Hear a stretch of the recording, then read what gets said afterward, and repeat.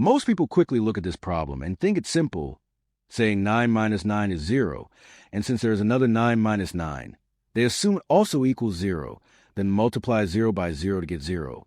But that answer is actually wrong. To solve this correctly, we must follow the proper order of operations, known as PEMDAS, which stands for parentheses, exponents, multiplication and division, and addition and subtraction. This rule tells us the exact order to solve any math expression. First, we handle anything inside parentheses, then exponents, followed by multiplication and division from left to right, and finally addition and subtraction, also from left to right. In this problem, the expression includes subtraction, multiplication, and parentheses.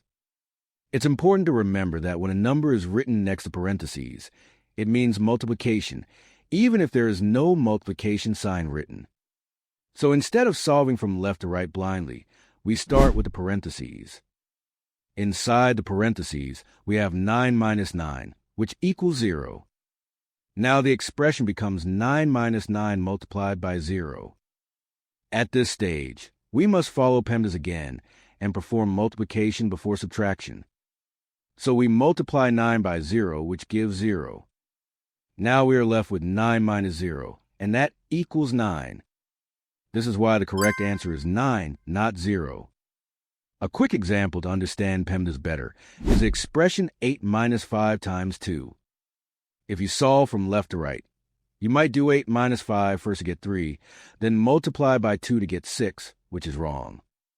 The correct method is to multiply 5 times 2 first to get 10, then subtract from 8 to get negative 2. This shows why following PEMDAS is very important. If you enjoyed this explanation and want to get better at solving tricky math problems, make sure to like this video and subscribe for more